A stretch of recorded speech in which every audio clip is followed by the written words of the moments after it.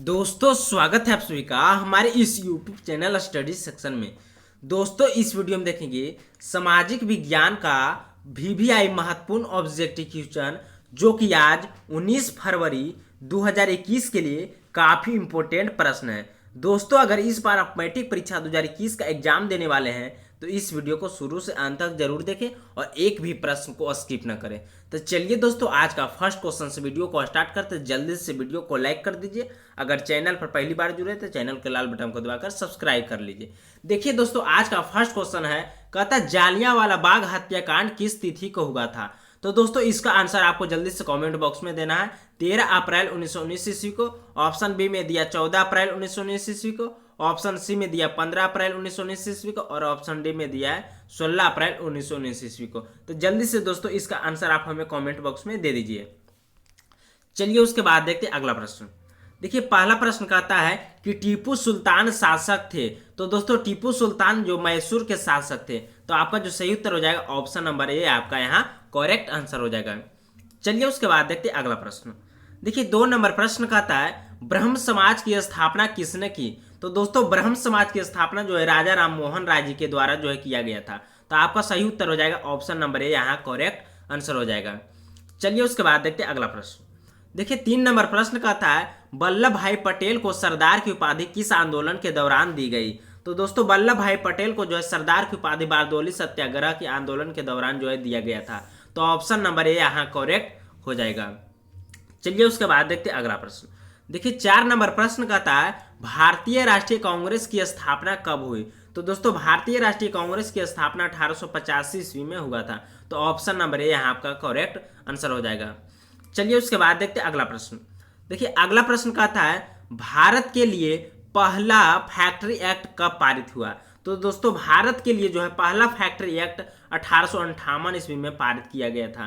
तो option number C आपका यहाँ करेक्ट आंसर हो जाएगा। चलिए उसके बाद देखते हैं अगला प्रश्न। देखिए 6 नंबर प्रश्न कहता है कि राउरकेला लौह इस्पात उद्योग है। तो दोस्तों राउरकेला जो लौह इस्पात है वह उड़ीसा में स्थित है। तो ऑप्शन नंबर ए आपका यहाँ करेक्ट आंसर हो जाएगा। चलिए उसके बाद देखते हैं अगला प्रश्न। अगला प्रश्न कहता है अंतर्राष्ट्रीय श्रमिक संगठन की स्थापना किस वर्ष होगा। तो दोस्तों अंतर्राष्ट्रीय श्रमिक संघ की स्थापना 1919 ईस्वी में किया गया था। तो ऑप्शन नंबर बी आपका यहाँ करेक्ट आंसर हो जाएगा। चलिए उसके बाद देखते हैं अगला प्रश्न। देखिए 8 नंबर प्रश्न कहता है जनसंख्या का घनत्व सबसे अधिक कहाँ होता है। तो ऑप्शन ए में दिया ग्राम में, ऑप्शन बी में दिया कस्बे में, ऑप्शन सी में दिया नगर में और ऑप्शन डी में दिया है महानगर में। तो दोस्तों जनसंख्या का घनत्व सबसे अधिक महानगर में होता है। तो ऑप्शन नंबर डी आपका यहाँ करेक्ट आंसर हो जाएगा। चलिए उसके बाद देखते हैं अगला प्रश्न। देखिए 9 नंबर प्रश्न कहता है सामंती व्यवस्था से हटकर किस प्रकार की शहरी व्यवस्था प्रवृत्ति बढ़ी है। तो दोस्तों आपका जो सही उत्तर हो जाएगा ऑप्शन नंबर ए आपका यहाँ करेक्ट आंसर हो जाएगा, यानी प्रगतिशील प्रवृत्ति। चलिए उसके बाद देखते हैं अगला प्रश्न। देखिए 10 नंबर प्रश्न कहता है कि पूंजीपति वर्ग के द्वारा किस वर्ग का शोषण हुआ। तो दोस्तों पूंजीपति वर्ग के द्वारा जो है सभी वर्ग का जो है शोषण किया गया था, यानी श्रमिक वर्ग का भी, मध्यम वर्ग का भी और कृषक वर्ग का भी, यानी तीनों वर्ग का जो है शोषण किया गया था। चलिए उसके बाद देखते हैं अगला प्रश्न। देखिए 11 नंबर प्रश्न कहता है पटना का प्राचीन नाम क्या है। तो दोस्तों पटना का प्राचीन नाम पाटलिपुत्र है। तो ऑप्शन नंबर बी आपका यहाँ करेक्ट आंसर हो जाएगा। चलिए उसके बाद देखते हैं अगला प्रश्न। दोस्तों अभी तक वीडियो को लाइक नहीं किया तो वीडियो को लाइक कर दीजिएगा। अगर चैनल को सब्सक्राइब नहीं किया तो चैनल को सब्सक्राइब जरूर कर लीजिएगा। देखिए दोस्तों 12 नंबर प्रश्न कहता है पटना में गोल घर किस उद्देश्य से बनाया गया था। तो दोस्तों पटना में जो गोल घर है वह अनाज रखने के लिए जो है बनाया गया था। तो ऑप्शन नंबर सी आपका यहाँ करेक्ट आंसर हो जाएगा। तो इसको भी आप अच्छी तरह से याद रखिएगा। चलिए उसके बाद देखते हैं अगला प्रश्न। देखिए 13 नंबर प्रश्न का था प्राचीन काल में किस स्थल मार्ग से एशिया यूरोप का व्यापार होता था। तो दोस्तों प्राचीन काल में जो है स्थल मार्ग से एशिया और यूरोप का जो व्यापार होता था तो वह रेशम मार्ग का व्यापार होता था। तो ऑप्शन नंबर बी आपका यहाँ बिल्कुल करेक्ट आंसर हो जाएगा। चलिए उसके बाद देखते हैं अगला प्रश्न। देखिए 14 नंबर प्रश्न कहता है गिरमिटिया मजदूर बिहार के किस क्षेत्र में भेजे जाते थे। तो दोस्तों गिरमिटिया मजदूर जो है बिहार के जो पश्चिमी क्षेत्र में भेजे जाते थे। तो ऑप्शन नंबर सी आपका यहाँ बिल्कुल करेक्ट आंसर हो जाएगा। चलिए उसके बाद देखते हैं अगला प्रश्न। देखिए 15 नंबर प्रश्न कहता है विश्वव्यापी आर्थिक संकट किस वर्ष आरंभ हुआ था। तो दोस्तों विश्वव्यापी आर्थिक संकट जो 1929 ईस्वी में आरंभ हुआ था। तो ऑप्शन नंबर सी आपका यहाँ करेक्ट आंसर हो जाएगा। चलिए उसके बाद देखते हैं अगला प्रश्न। अगला प्रश्न कहता है गिरमिटिया मजदूर, गिरमिटिया जो है किसे कहा जाता है? तो दोस्तों गिरमिटिया जो है अनुबंधित मजदूर को कहा जाता था। तो ऑप्शन नंबर ए आपका यहाँ करेक्ट आंसर हो जाएगा। चलिए उसके बाद देखते हैं अगला प्रश्न। देखिए अगला प्रश्न कहता है कि दुनिया के कितने देश संयुक्त राष्ट्र संघ के सदस्य हैं? तो दोस्तों संयुक्त राष्ट्र संघ के सदस्य देशों की संख्या 193 है। तो ऑप्शन नंबर बी आपका यहाँ करेक्ट आंसर हो जाएगा। चलिए उसके बाद देखते हैं अगला प्रश्न। अगला प्रश्न कहता है महात्मा गांधी ने किस पत्र का संपादन किया? तो दोस्तों महात्मा गांधी के द्वारा जो है यंग इंडिया पत्रिका का जो है संपादन किया गया था। तो ऑप्शन नंबर बी आपका यहाँ करेक्ट आंसर हो जाएगा। चलिए उसके बाद देखते हैं अगला प्रश्न। देखिए अगला प्रश्न कहता है गुटेनबर्ग ने सर्वप्रथम किस पुस्तक की छपाई की? तो दोस्तों गुटेनबर्ग के द्वारा जो है बाइबिल पुस्तक जो है लिखा गया था। तो ऑप्शन नंबर बी डी यहाँ करेक्ट आंसर हो जाएगा। चलिए उसके बाद देखते हैं अगला प्रश्न। अगला प्रश्न कहता है गुटेनबर्ग का जन्म किस देश में हुआ था?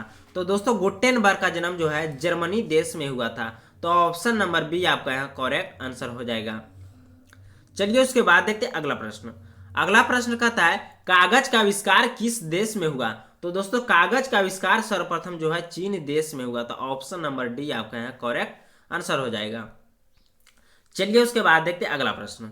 देखिए अगला प्रश्न कहता है मार्टिन लूथर कौन थे? तो दोस्तों मार्टिन लूथर जो एक व्यक्ति थे, वह व्यक्ति जो थे धर्म सुधारक व्यक्ति थे।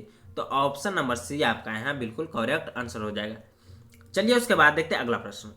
देखिए अगला प्रश्न कहता है हिंद स्वराज पुस्तक के लेखक कौन थे?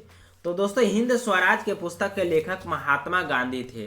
तो ऑप्शन नंबर ए आपका यहाँ करेक्ट आंसर हो जाएगा। चलिए उसके बाद देखते हैं अगला प्रश्न। देखिए 24 नंबर प्रश्न कहता है देश के बांधों को किसने भारत का मंदिर कहा था? तो दोस्तों देश के बांधों को जो है भारत का मंदिर पंडित जवाहरलाल नेहरू जी ने कहे थे। तो ऑप्शन नंबर डी आपका यहाँ बिल्कुल करेक्ट आंसर हो जाएगा। चलिए उसके बाद देखते हैं अगला प्रश्न। देखिए अगला प्रश्न कहता है पंजाब में भूमि निम्नीकरण का मुख्य कारण है? तो दोस्तों पंजाब में जो है भूमि निम्नीकरण का मुख्य कारण अधिक सिंचाई है। तो ऑप्शन नंबर सी आपका यहाँ बिल्कुल करेक्ट आंसर हो जाएगा। चलिए उसके बाद देखते हैं अगला प्रश्न। देखिए अगला प्रश्न कहता है सोपानी कृषि किस राज्य में प्रचलित है? तो दोस्तों सोपानी जो कृषि है वह उत्तराखंड राज्य में प्रचलित है। तो ऑप्शन नंबर बी आपका यहाँ बिल्कुल करेक्ट आंसर हो जाएगा। चलिए उसके बाद देखते हैं अगला प्रश्न। देखिए अगला प्रश्न कहता है चावल है। तो चावल जो है दोस्तों एक खरीफ फसल के अंतर्गत आता है। तो ऑप्शन नंबर ए यहाँ आपका करेक्ट आंसर हो जाएगा। चलिए उसके बाद देखते हैं अगला प्रश्न। देखिए अगला प्रश्न कहता है चावल किस प्रकार की जलवायु का पौधा है? तो दोस्तों चावल जो है उष्ण शुष्क जलवायु का पौधा है। तो ऑप्शन नंबर डी आपका है बिल्कुल करेक्ट आंसर हो जाएगा। चलिए उसके बाद देखते हैं अगला प्रश्न। देखिए अगला प्रश्न है भारत में सबसे पहले स्थापित लौह इस्पात कंपनी निम्नांकित में से कौन है? यानी कह रहा है दोस्तों भारत में जो सबसे पहले लौह इस्पात कंपनी जो स्थापना किया गया था वह कंपनी जो है कौन था? तो वह कंपनी जो है दोस्तों भारतीय लोहा और इस्पात कंपनी है। तो ऑप्शन नंबर ए यहाँ आपका बिल्कुल करेक्ट आंसर हो जाएगा। चलिए उसके बाद देखते हैं अगला प्रश्न। देखिए अगला प्रश्न कहता है निम्नलिखित में से कौन उद्योग कृषि पर आधारित नहीं है? ऑप्शन ए में दिया सूती वस्त्र, ऑप्शन बी में दिया सीमेंट, ऑप्शन सी में दिया चीनी और ऑप्शन डी में दिया जूट वस्त्र। तो दोस्तों ऑप्शन नंबर बी आपका है बिल्कुल करेक्ट आंसर हो जाएगा, यानी सीमेंट उद्योग। उसके बाद देखिए अगला प्रश्न। अगला प्रश्न कहता है कि निम्नलिखित में कौन सा महामार्ग भारत का सबसे लंबा महामार्ग है? तो दोस्तों सबसे लंबा महामार्ग NH7 है। तो ऑप्शन नंबर सी आपका बिल्कुल करेक्ट आंसर हो जाएगा। चलिए उसके बाद देखते हैं अगला प्रश्न। देखिए 32 नंबर प्रश्न कहता है मेट्रो रेल सेवा उपलब्ध है, यानी कह रहा है दोस्तों मेट्रो रेल सेवा जो है कहाँ उपलब्ध है? तो मेट्रो रेल सेवा जो है दिल्ली में उपलब्ध है। तो ऑप्शन नंबर बी आपका है बिल्कुल करेक्ट आंसर हो जाएगा। चलिए उसके बाद देखते हैं अगला प्रश्न। देखिए अगला प्रश्न कहता है भारत का सबसे बड़ा बंदरगाह है। तो दोस्तों भारत का सबसे बड़ा बंदरगाह मुंबई बंदरगाह है। तो ऑप्शन नंबर ए यहाँ बिल्कुल करेक्ट आंसर हो जाएगा। चलिए उसके बाद देखते हैं अगला प्रश्न। जल्दी से वीडियो को लाइक कर दीजिए, अभी तक वीडियो को लाइक नहीं किया तो वीडियो को लाइक जरूर कर दीजिए। उसके बाद देखिए अगला प्रश्न। अगला प्रश्न 34 नंबर कहता है कि पाइराइट खनिज है। तो दोस्तों पाइराइट जो खनिज है वह जो अधात्विक खनिज है, तो ऑप्शन नंबर बी आपका यहाँ करेक्ट आंसर हो जाएगा। चलिए उसके बाद देखते हैं अगला प्रश्न। देखिए अगला प्रश्न कहता है बिहार में रज्जु मार्ग है कहाँ है। तो दोस्तों बिहार में जो रज्जु मार्ग है वह राजगीर में है, तो ऑप्शन नंबर बी आपका यहाँ बिल्कुल करेक्ट आंसर हो जाएगा। चलिए उसके बाद देखते हैं अगला प्रश्न। देखिए अगला प्रश्न कहता है बिहार का सबसे बड़ा नगर कौन है। तो दोस्तों बिहार का सबसे बड़ा नगर पटना है, तो ऑप्शन नंबर ए यहाँ आपका बिल्कुल करेक्ट आंसर हो जाएगा। चलिए उसके बाद देखते हैं अगला प्रश्न।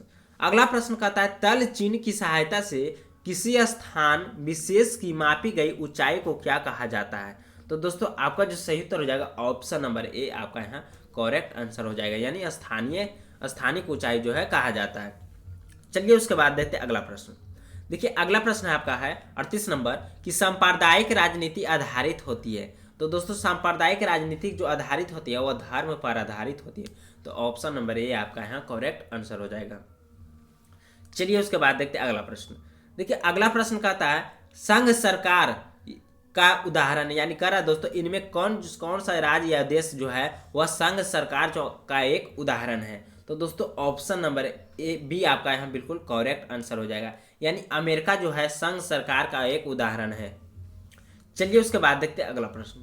अगला प्रश्न आपका कहता है कि पटना नगर निगम के प्रधान को क्या कहा जाता है। तो दोस्तों पटना नगर निगम के प्रधान को जो है महापौर कहा जाता है, तो ऑप्शन नंबर सी आपका है बिल्कुल करेक्ट आंसर हो जाएगा। तो दोस्तों वीडियो कैसा लगा होगा वीडियो को कमेंट कर हमें जरूर बताएगा। तो दोस्तों मिलते हैं नेक्स्ट वीडियो में।